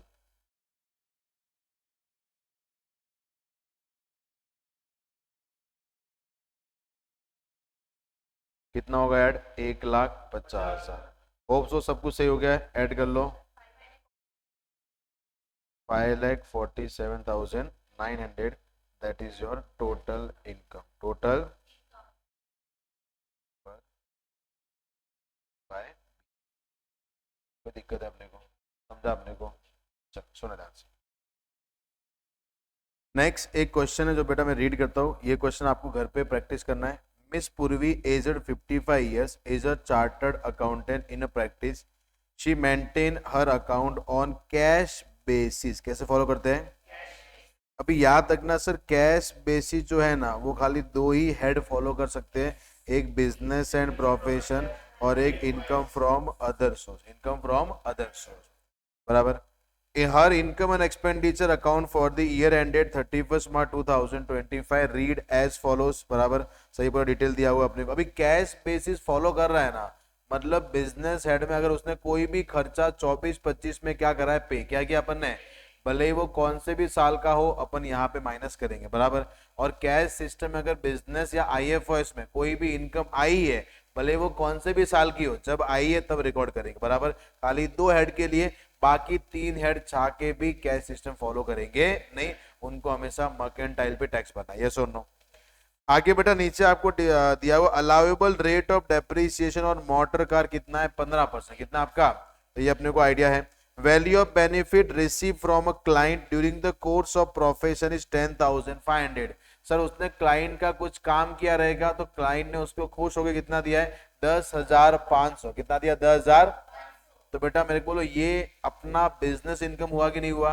कोई भी गिफ्ट रिसीव होता है due to business and profession, due to business and, तो वो टैक्सेबल कहाँ पे होता है सर, बिजनेस में। तो इसको हम लोग क्या बोलेंगे, प्रॉफिट में ऐड, प्रॉफिट में ये अपना बिजनेस का क्या है, इनकम है। उसके बाद नेक्स्ट आता है incentive to article assistant represent amount paid to 2 article assistant for passing CA intermediate examination in first attempt. इन पहले अटेम्प्ट में वो पास हो गए, तो उसको हमने क्या दिया, इंसेंटिव। क्या दिया उसको हमने, तो बेटा अगर ऊपर देखो यहाँ पे दिया हुआ है इंसेंटिव टू आर्टिकल असिस्टेंट, बराबर। तो अगर वो ये खर्चा कौन सा है, बिजनेस, कौन सा खर्चा है, तो ये खर्चा आपका अलाउड एक्सपेंडिचर, क्योंकि इसमें कोई पर्सनल बेनिफिट जुड़ा हुआ नहीं है। उसके बाद नेक्स्ट आते हैं sir repair and maintenance of car include 2,000 for the period from 1 October 24 to 30 September 25।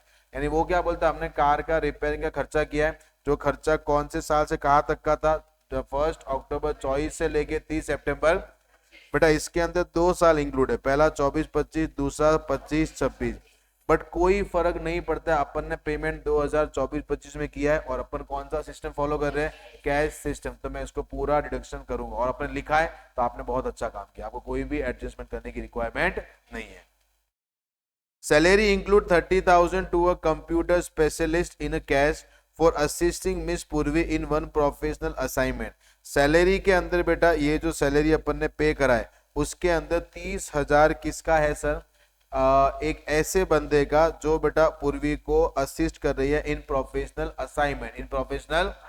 तो मेरे को एक चीज बोलो सर, ये कैश में पे किया तो ये खर्चा क्या हो जाएगा, डिसअलाउड। क्या हो जाएगा। उसके बाद the travelling expense include expenditure incurred on foreign tour of 32,000 with which was the RBI norm, which was the, अपन ने ट्रेवलिंग खर्चा किया है वो आरबीआई के अनुसार ही अपन ने किया है, तो वो खर्चा आपका अलाउड है, आपने लिखा है, बहुत अच्छा काम है, कुछ भी आपको एडजस्टमेंट करने की requirement. Medical insurance premium on the health of the dependent brother. बेटा डिपेंडेंट ब्रदर 80D के अंदर रिलेटिव नहीं माना जाता है। आपके 80D के अंदर आपके 2 ही लोग रिलेटिव, पहला self spouse, dependent children, dependent, और यहाँ पे पेरेंट्स। भले डिपेंडेंट हो इंडिपेंडेंट कोई फर्क पड़ता नहीं है, तो डिपेंडेंट ब्रदर बेटा आपका रिलेटिव माना नहीं जाएगा। उसके बाद मूविंग फर्दर आगे लिखा है sir, and son major son dependent on her amount of 5,000 and 10,000 paid in cash, paid in. अगर आपने मेडिकल प्रीमियम कैश में पे किया है तो आपको डिडक्शन नहीं मिलेगा, डिडक्शन। तो बेटा सबसे पहला डिपेंडेंट ब्रदर तो वैसे भी रिलेटिव नहीं माना जाता, तो उसका तो आप कैश में करो नहीं करो नहीं मिलेगा। बट आपने दूसरा किसका पे किया, मेजर सन, डिपेंडेंट है, तो अपन ने क्या पढ़ा कि डिपेंडेंट चिल्ड्रन अपने क्या होते हैं, रिलेटिव। क्या होते हैं अपने, क्या होते हैं अपने। तो अगर आपने डिपेंडेंट चिल्ड्रन का क्या करा है, पे क्या किया आपने, तो वो आपको डिडक्शन मिलेगा। बट अगर आपने कैश में पे किया तो मिलेगा, बट एक याद है ना, अगर आपने क्रॉस पे चेक में पे किया तो मिलेगा, ये अपने लिखवाया हुआ है, यस और नो। तो ध्यान रखना, अगर आपने मेडिकल प्रीमियम कैसे पे किया है, क्रॉस पे चेक, तो आपको डिडक्शन मिलेगा। She invested an amount of 10,000 in a national saving certificate, national saving, उसने अमाउंट कहाँ पे इन्वेस्ट किया है, एनएससी। तो अगर आपने एनएससी में इन्वेस्ट किया है तो आपको 10,000 का डिडक्शन मिल जाएगा अंडर एटीसी, अंडर एटीसी में आपको डिडक्शन मिल जाएगा। She has paid a 70,000 towards the advance tax, towards the advance tax. Upon tax निकालेंगे उसके बाद में माइनस होता है, बराबर, यस और नो। इसका बिजनेस इनकम पे कोई इंपैक्ट पड़ने वाला नहीं है, यस और नो। अभी यहाँ पे आते हैं सर क्रेडिट साइड में, जो चीज क्रेडिट से हटानी क्या कर देंगे, जो चीज डेबिट से हटानी है क्या कर देंगे, ऐड, यस और नो। चलिए फीस एंड बिजनेस का कोई करने की जरूरत नहीं है। डिविडेंड फ्रॉम एक्स लिमिटेड, ये बेटा इधर का है कि आईएफओएस का है, तो यहां से हटाएंगे आईएफओएस में ऐड कर लेंगे बराबर। इनकम फ्रॉम यूटीआई इधर का है कि आईएफओएस का है। Honorarium receive from various institution for valuation of answer papers इधर का है कि आईएफओएस का है, आईएफओएस का, तो यहां से हटाएंगे फिर वहां पे ऐड कर लेंगे। Rent receive from residential flat let out इधर का है कि हाउस प्रॉपर्टी का, तो इसको हम लोग यहाँ से माइनस के कहाँ पे लेके जाएंगे, इनकम फ्रॉम हाउस प्रॉपर्टी। अभी आते हैं डेबिट साइड, ये भी बिजनेस का खर्चा है, ये भी बिजनेस का है, इंसेंटिव बिजनेस का है, ऑफिस रेंट बिजनेस का है, प्रिंटिंग एंड स्टेशनरी बिजनेस का है, मीटिंग्स एंड बिजनेस का है, purchase of car for official use बेटा 80,000, क्या ये बिजनेस का है, ये बिजनेस का खर्चा नहीं है, ये बिजनेस का असेट है, इसके ऊपर हम लोग क्या चार्ज करेंगे। और सिंस क्वेश्चन के अंदर नहीं दिया कभी परचेस किया, तो हम लोग यही समझेंगे 180 डेज से ज्यादा क्या हुआ है यूज बराबर, तो फुल डेप्रिसिएशन क्या होगा चार्ज। रिपेयर मेंटेनेंस और कार ये भी मिल जाएगा, ट्रेवलिंग एक्सपेंस ये भी मिल जाएगा, municipal tax paid in respect of house property, तो बेटा ये डिडक्शन कहाँ का है, हाउस प्रॉपर्टी, यहाँ पे लिख के काम अच्छा किया कि बुरा किया, तो ये आपका क्या हो जाएगा डिस अलाउड, क्या कर देंगे ऐड, क्या कर देंगे। तो बेटा ये क्वेश्चन बहुत सिंपल सा क्वेश्चन है बराबर, तो ये आपको बहुत अच्छे से घर पे करना है, और एक बार नहीं आपको कितनी बार करना है, 3 बार, कितनी बार करना है 3 बार। Is it clear? Yes sir. Next हम लोग आते हैं क्वेश्चन नंबर 7, ये थोड़ा सा डिफरेंट क्वेश्चन है।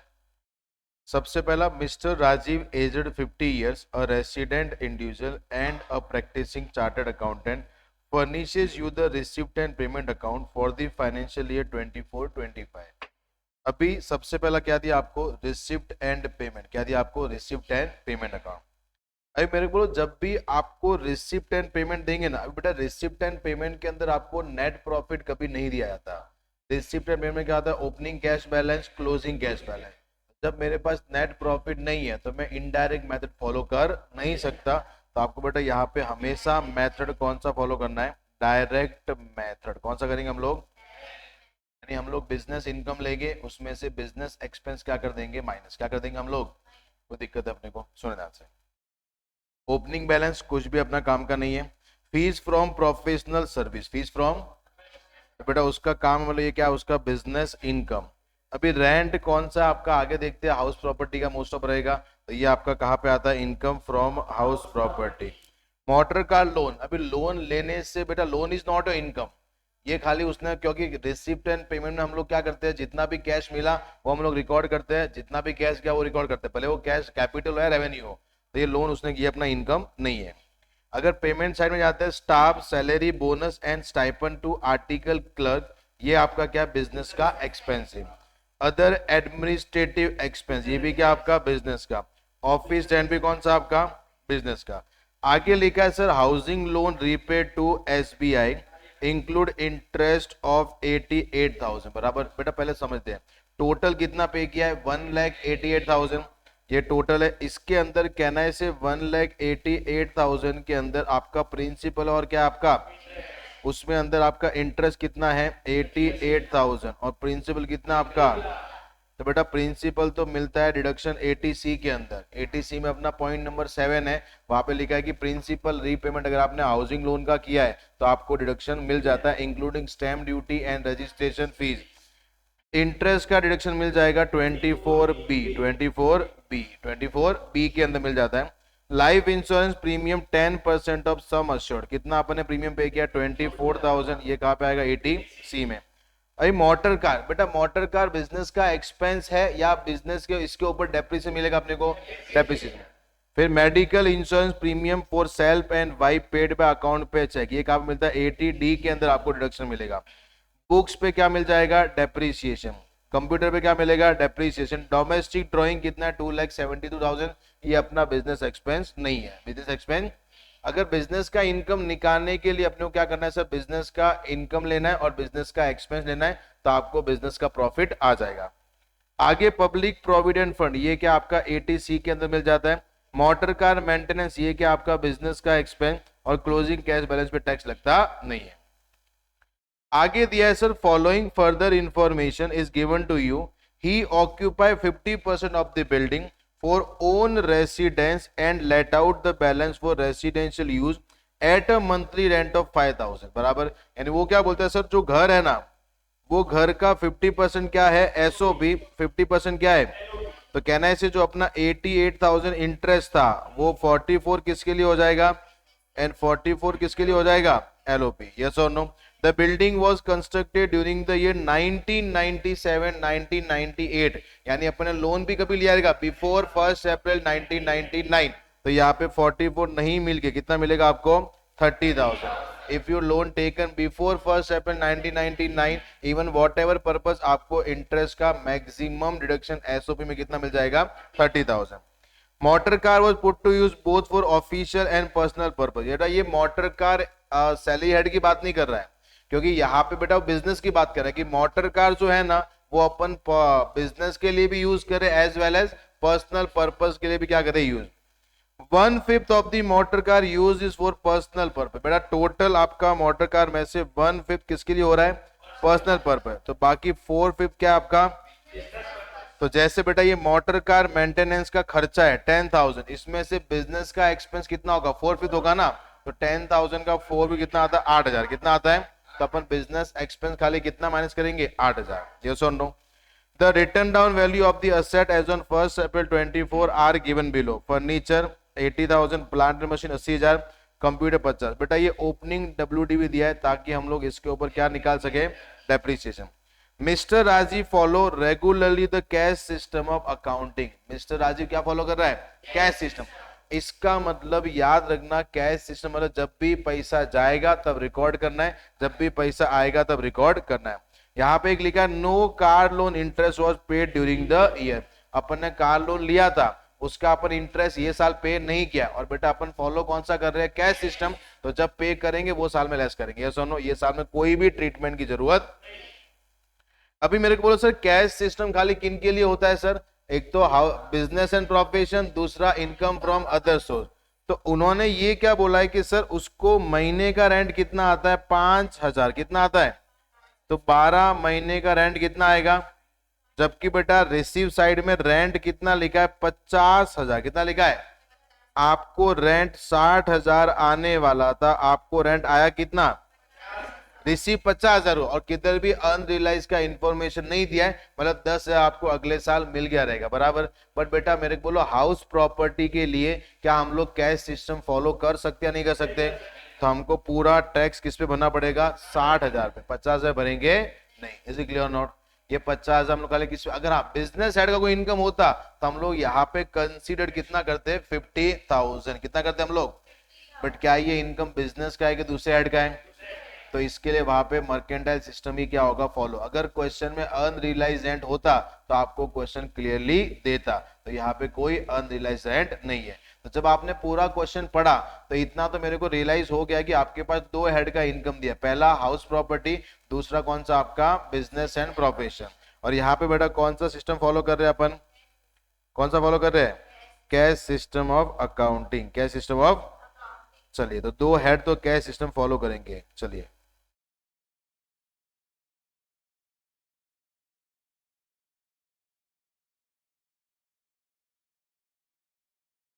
Question number 7।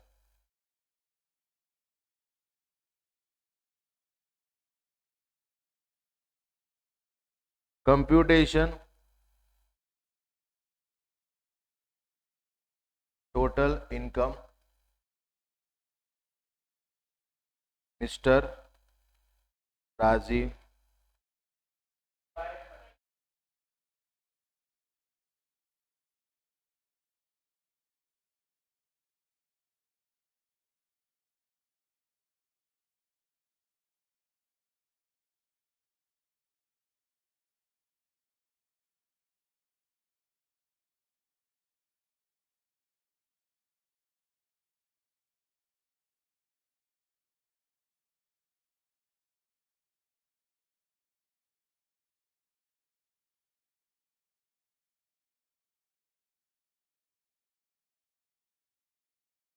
सबसे पहला कौन सा आपका, इनकम फ्रॉम हाउस प्रॉपर्टी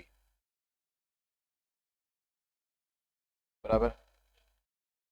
दूसरा आपका जो है, यहाँ पे थोड़ा जगह छोड़ देते हैं, दूसरा आपका है प्रॉफिट एंड गेन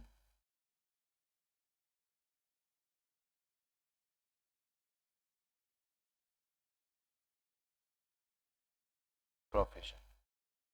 अभी प्रॉफिट एंड गेन यहाँ पे कैसे निकालना है सर? आपको बहुत सिंपल, बिजनेस का इनकम क्या करना है, लेना है, और उसमें से हम लोग माइनस क्या करेंगे, बिजनेस का एक्सपेंस हम लोग क्या कर देंगे, माइनस करेंगे। ये सुन लो, अभी सुनना। सबसे पहला मेरे को बोलो, इनकम फ्रॉम जो हाउस प्रॉपर्टी है उसमें आपके दो पार्ट है। पहला कौन सा है सर? एसओपी। दूसरा कौन सा आपका? एलओपी। तो सबसे पहला हम लोग यहाँ पे लिखते हैं first part, that is self occupied property.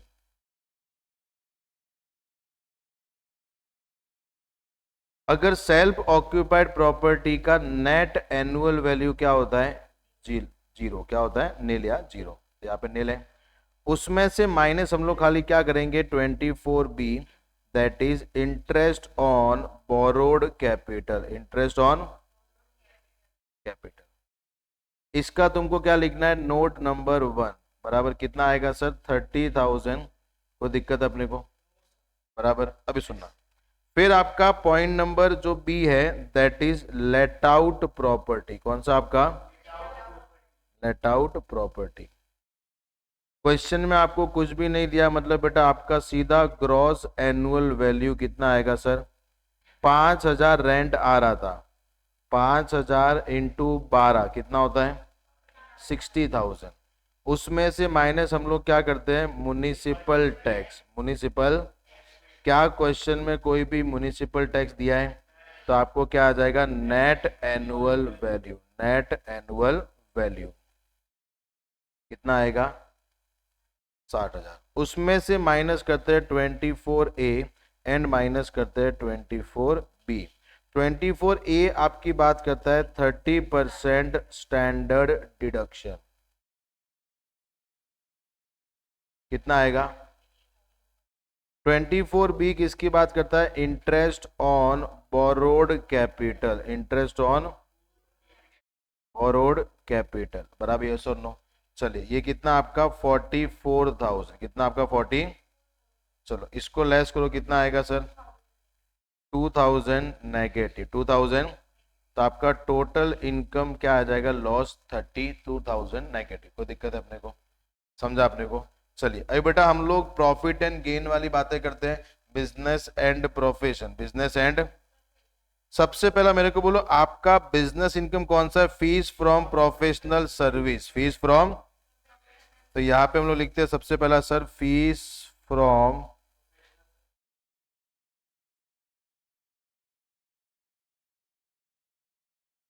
Professional services. आपको अमाउंट कितना दिया? 59,38,000। तो यहाँ पे हम लोग कितना लिखेंगे? 59,38,000। बाकी आप बेटा कुछ भी देख लो, ये आपको नहीं आएगा, ये भी नहीं आएगा, इसका इंटरेस्ट अपन ने ये साल में पे नहीं किया है, और अपन कैश सिस्टम फॉलो करें तो वो भी आपका आएगा नहीं। अभी आते हैं हम लोग बिजनेस के एक्सपेंस साइड। क्या पहला खर्चा बिजनेस का स्टाफ सैलरी? यस सर, ये बिजनेस कुछ नहीं दिया तो मतलब कौन सा आपका बिजनेस का एक्सपेंस? तो यहाँ पे लिखते हैं स्टाफ सैलरी। कितना अमाउंट दिया आपने को सर? 21,50,000। 21,50,000। यस और नो? उसके बाद बेटा दूसरा आपका खर्चा अदर एडमिनिस्ट्रेटिव एक्सपेंस। अदर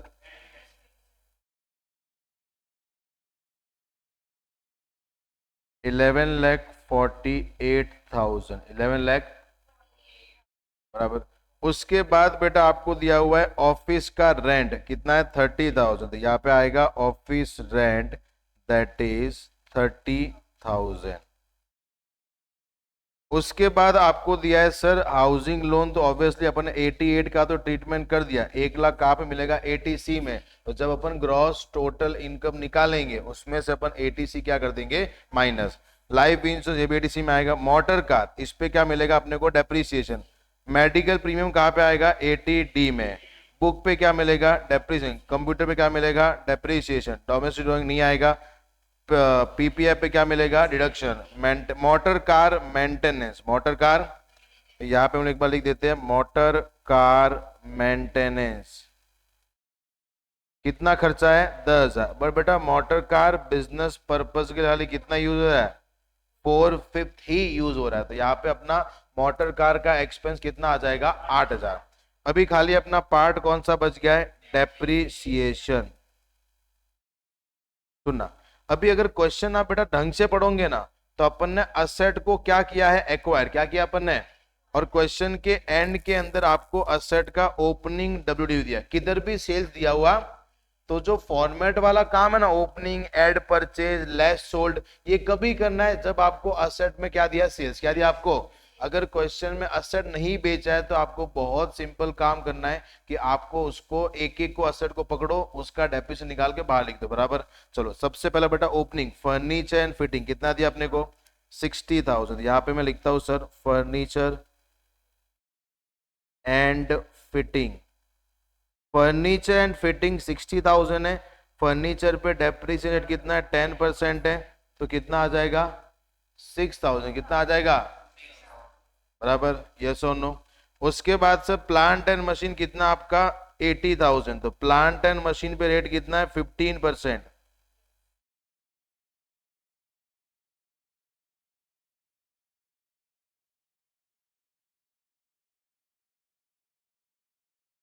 उसके बाद सर फिर आपको दिया हुआ है कंप्यूटर्स, उस पे 40% है, तो यहां पे हम लोग आते हैं कंप्यूटर्स 40,000 इंटू 50,000 कितना आ जाएगा 20,000। तीनों असेट का अपन चार्ज किया, ऊपर देखते हैं अपन असेट परचेज किया है। सबसे पहला कौन सा परचेज किया है सर, मोटर कार, कभी परचेज किया, जैन 2025, मतलब बेटा किसकी बात कर रहा है, हाफ डेप्रीसिएशन। यहाँ पे आते हैं हम लोग, सर आपने क्या परचेज किया है, motor car, motor car 4 lakh, चलो इस पे कितना आ जाएगा 7.5%। पर बेटा मोटर कार अपन पूरा यूज कर रहे हैं कि 4/5 यूज कर रहे हैं, तो डेप्रीसिएशन भी अपन 4/5 माइनस करेंगे, कितना आता है 25,500। उसके बाद मेरे को बोलो मोटर कार अपना हो गया, फिर अपन नेक्स्ट आते हैं sir books bought, books bought on 1 July 24, तो बुक्स पे कितना आता, और 1 जुलाई मतलब फुल आ जाएगा 20,000 का 40%, बुक्स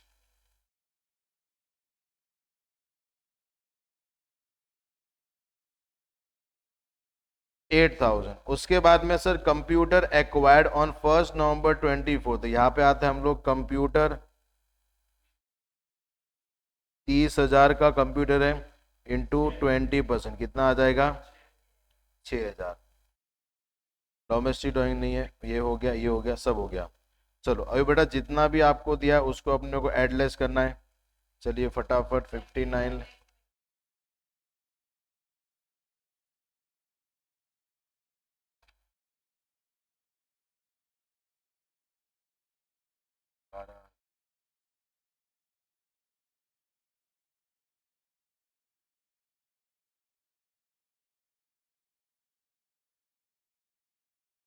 25,24,500।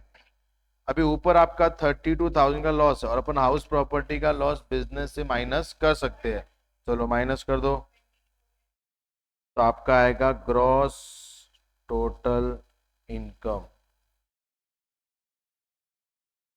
24,92,500।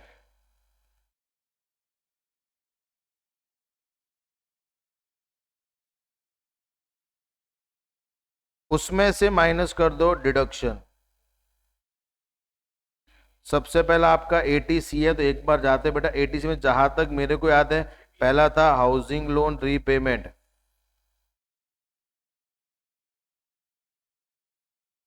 1 लाख। उसके बाद दूसरा था आपका पब्लिक प्रोविडेंट फंड, कितना था आपको देखो नीचे दिया रहेगा 20,000, कितना दिया अपने को 20,000, यहाँ पे मैं कितना लिख दूंगा 20,000। फिर बेटा आपको ऊपर LIC भी था 24,000, यहाँ पे कितना आएगा सर लाइफ इंश्योरेंस प्रीमियम 24,000, बराबर, इतना टोटल बाहर कितना आएगा 1 लाख। उसके बाद ATD क्या था, मेडिकल प्रीमियम, मेडिकल प्रीमियम, उसने मेडिकल प्रीमियम कितना पे किया सर 18,000, तो आपको पूरा 18,000 मिल जाएगा, बराबर। अभी एक बार अपन वापस देखते हैं क्या कुछ बच तो नहीं गया। लाइफ इंश्योरेंस डिडक्शन हो गया, ये भी हो गया, सब कुछ हो गया, ये हो गया, ये हो गया। एक बार वापस सब चेक कर लो, कोई बचा नहीं। ये भी हो गया, ये भी हो गया, ये भी हो गया, ये भी हो गया, ये भी हो गया, ये भी हो गया। इसका कोई एडजस्टमेंट करने की जरूरत नहीं है। ये भी हो गया, मोटर कार होगा, कैश बैलेंस की जरूरत नहीं है। ये भी अपन बात कर ली, ये भी बात कर लिया, ये भी बात कर ली, बराबर। फिर आते हैं डेबिट साइड के अंदर, ये भी जरूरत नहीं है, ये हो गया, और ये अपने को लेने की जरूरत नहीं है। सुना, एक काम करो बेटा, माइनस करते हैं। That will be your total income. फटाफट सब लोग माइनस करो। -1,44,000 और -18,000, 23,30500। ये तुम्हारा क्या आ जाएगा, टोटल इनकम। क्या आएगा आपका टोटल इनकम। अभी जो क्वेश्चन नंबर 8 जो है ना बेटा, ये पूरा आपका 8 नंबर वाला क्वेश्चन किसका है, सैलरी। किसका, आपका सैलरी। तो ये बहुत सिंपल क्वेश्चन है, आपसे आराम से हो जाएगा होमवर्क। बस ध्यान रखना, हर एक क्वेश्चन को आपको घर पे एटलीस्ट 3 बार करना है। 9th वाला क्वेश्चन पूरा सैलरी वाला है, ये भी आप घर पे 3 बार करना है।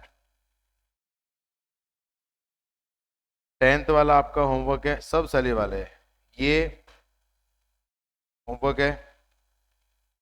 और ये अपन ऑलरेडी वीडियो एक अपलोड किया हुआ है एएमटी के हिसाब से क्वेश्चन का, तो वो आप वहां पे देख लेना। छोटा है उससे, बट ये देखने से पहले आपको एएमटी के कॉन्सेप्ट क्लियर होनी चाहिए, बराबर। तो वो आप देख लोगे तो एएमटी के प्रोविजंस बहुत सिंपल है। अगर आपने 35 एडी, फिर आपने अगर 80 डबल जे डबल ए, उसके बाद में 80 क्यूक्यूबी, 80 आरआरबी में डिडक्शन लिया है, या फिर आपने सेक्शन 35 साइंटिफिक रिसर्च में डिडक्शन लिया है, तो वो केस में आपको एएमटी के प्रोविजंस क्या हो जाएंगे, एप्लीकेबल। तो वो आपको देखना है, बराबर। तो ये आपका कंप्यूटेशन ऑफ टोटल इनकम क्या था, कंप्यूटेशन ऑफ, यस और नो। इसको हम लोग एक बार घर पे वापस क्वेश्चन अच्छे से करने हैं, और फिर आपको पूरा का पूरा ध्यान देना, आपको खाली मिस्टेक नहीं होना चाहिए। जो आप प्रोविजंस पूरे पढ़े हैं वो आपके प्रोविजंस होने चाहिए, ठीक है। जब भी आप ये चैप्टर करने बैठोगे तो आपको पूरे के पूरे चैप्टर जो अपने पढ़े, मैं आपको एक कैटेगरी के चैप्टर वापस मार्क करवा देता हूँ, आप लिखवा देता हूँ, लिख लो उसको। जो आपको एग्जाम में बिना कुछ कहे करके आना, पहला सैलरी, दूसरा बिजनेस एंड प्रोफेशन, तीसरा आपका है कैपिटल गेन। कैपिटल गेन को बेटा मैं आपको 5 स्टार देंगे, बिकॉज इसके अंदर सबसे ज्यादा अमेंडमेंट है, तो ये आपको बहुत अच्छे से करके आना है। फिर आपका कौन सा है, डिडक्शन। फिर आपका है set off and carry forward. Reason being इसके अंदर से आपको 8 मार्क का क्वेश्चन पूछा जाता है, तो ये भी आपका इंपॉर्टेंट चैप्टर है। तो that is your A category, ये आपको बहुत अच्छे से करके जाना है। उसके बाद जो भी कैटेगरी हो, बी कैटेगरी है। फिर एक सी कैटेगरी चैप्टर है, provision for filing of return,